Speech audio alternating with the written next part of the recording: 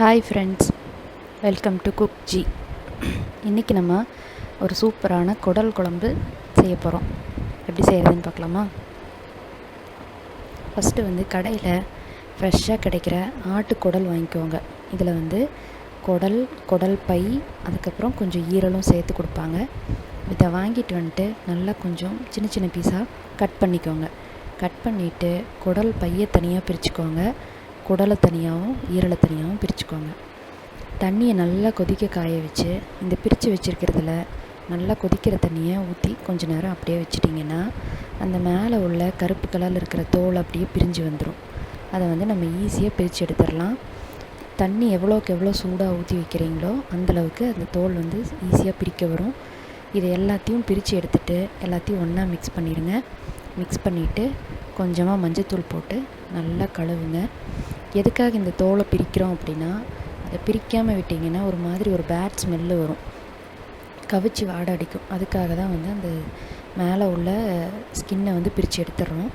எடுத்துட்டு இந்த மாதிரி சுடு தண்ணியை 2-3 டைம் நல்லா பாயிலிங் வாட்டரை வச்சு நல்லா கழுவிட்டு அலசி கழுவிட்டு சுத்தமாக வடிகட்டி எடுத்து வச்சுக்கோங்க. இப்போ நம்ம குழம்பு செய்ய ரெடி பண்ணலாம். அடுப்பில் ஒரு வடை சட்டியை வச்சுக்கோங்க. கொஞ்சமாக எண்ணெய் ஊற்றிக்கோங்க. அதில் வெங்காயம், பெரிய வெங்காயம் கம்மியாக சேர்த்துக்கோங்க. முடிஞ்ச வரைக்கும் சின்ன வெங்காயம் சேர்த்துக்கோங்க. ஃபுல்லாகவே சின்ன வெங்காயம் சேர்த்துக்கிட்டாலும் பரவாயில்ல, அதுதான் நல்லா டேஸ்ட் கொடுக்கும். கூட கொஞ்சமாக ஒரு அரை தக்காளியும் 1 ஸ்பூன் சீரகம், 1 ஸ்பூன் குருமிளகு சேர்த்துக்கோங்க. 6-7 வரமிளகாய் சேர்த்துக்கோங்க. காரம் எவ்வளோ வேணுமோ அதுக்கு தகுந்தளவு சேர்த்துக்கோங்க. கூட கொஞ்சமாக கொத்தமல்லியும் கருவேப்பிலையும், இஞ்சி பூண்டு ஒரு 7-8 பல் பூண்டும் அதுக்கு அளவான சம அளவு இஞ்சியும் சேர்த்துக்கோங்க. 1 டீஸ்பூன் சோம்பு சேர்த்துக்கோங்க. கூடவே 2 ஏலக்காய், அது கூட கொஞ்சமாக கசகசாவும் 2 துண்டு பட்டையும் சேர்த்துக்கோங்க. இது எல்லாத்தையும் சேர்த்துட்டு நல்லா வதக்குங்க. அடுப்பை சிம்மில் வச்சுருங்க. சிம்மில் வச்சு நல்லா வெங்காயத்தை வதங்க விடுங்க. கொஞ்சமாக மஞ்சத்தூள் சேர்த்துக்கோங்க. வெங்காயம் நல்லா கலர் மாறணும், கண்ணாடி மாதிரி ஆகும். அது வரைக்கும் நல்லா வதக்குங்க.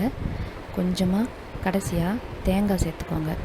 தேங்காய் குழம்புக்கு நமக்கு ஒரு கன்சிஸ்டன்சி திக்காக கொடுக்கும். அதுக்காக தான் தேங்காய் சேர்த்துக்கிறோம். தேங்காய் ரொம்ப அதிகமாக சேர்த்துக்கிட்டிங்கன்னா குழம்பு இனிச்ச மாதிரி ஆயிடும். ஸோ உங்களுக்கு நிறைய வேணும் குழம்பு அப்படின்னா தேங்காய் கொஞ்சம் அதிகமாக சேர்த்துட்டு மிளகா அதுக்கு தகுந்த அளவுக்கு கொஞ்சம் 1-2 எச்சா போட்டுக்கோங்க. கடைசியாக அடுப்பை ஆஃப் பண்ணிவிட்டு மல்லித்தூள் சேர்த்துக்கோங்க.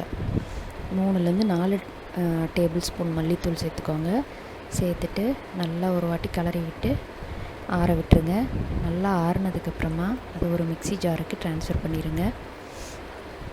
ட்ரான்ஸ்ஃபர் பண்ணிவிட்டு தண்ணி கொஞ்சம் கொஞ்சமாக சேர்த்து நல்லா பேஸ்ட் மாதிரி அரைச்சிக்கோங்க.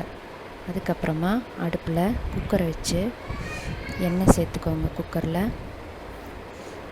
ஒரு கரண்டி அளவுக்கு எண்ணெய் சேர்த்துக்கோங்க. சேர்த்துட்டு எண்ணெய் நல்லா சூடானதுக்கப்புறம் அதில் கடுகு போட்டுருங்க. கடுகு போட்டு தாளிக்கிறதுக்கு ஒரு 2 பெரிய வெங்காயம், 1 தக்காளி, கருவேப்பிலை சேர்த்து நல்லா வதக்குங்க. நல்லா வதங்கினதுக்கப்புறமா நம்ம கொஞ்சமாக தனி மிளகாத்தூள் சேர்த்துக்கிறோம். அது எதுக்குன்னா குழம்பு நல்லா கலர் கொடுக்கும். அதுக்காக தனி மிளகாத்தூள் 1 ஸ்பூன் சேர்த்துட்டு நம்ம கழுவி வச்சுருக்கிறோம் இல்லையா, அந்த குடலை போட்டுருங்க. போட்டு நல்லா கிளறி விடுங்க. நல்லா ஒரு கிளறிட்டு எல்லாம் மிக்ஸ் ஆகிற மாதிரி நல்லா கிளறி விட்டுருங்க. இதுக்கப்புறமா நம்ம அரைச்சி வச்சுருக்கிற பேஸ்ட்டை உள்ளே சேர்த்துக்க போகிறோம். குழம்பு கரைச்சி வச்சுருக்கிற பேஸ்ட்டை உள்ளே சேர்த்துட்டு நல்லா மிக்ஸ் பண்ணி விடுங்க. உங்களுக்கு எந்தளவுக்கு குழம்பு திக்னஸ் வேணுமோ அந்தளவுக்கு நீங்கள் தண்ணி ஊற்றி அட்ஜஸ்ட் பண்ணிக்கோங்க. குழம்பு திக்காக வேணும்னா தண்ணி கம்மியாக சேர்த்துக்கோங்க. இல்லை கொஞ்சம் தண்ணி மாதிரி வேணும்னா தண்ணி நிறையா சேர்த்துக்கலாம். கடைசியாக உப்பு போட்டுருங்க. உப்பு போட்டு குழம்ப மூடி வச்சுருங்க. மூடி வச்சுட்டு ஃப்ளேமை ஹை ஃப்ளேமில் வச்சுக்கோங்க. 8-10 விசில் விட்டுருங்க. 10 விசில் வந்ததுக்கப்புறமா அடுப்பை ஆஃப் பண்ணி ஆற விட்டுருங்க. ஆறுனதுக்கப்புறமா திறந்து பார்த்திங்கன்னா இப்போ நமக்கு சுவையான குழம்பு ரெடி.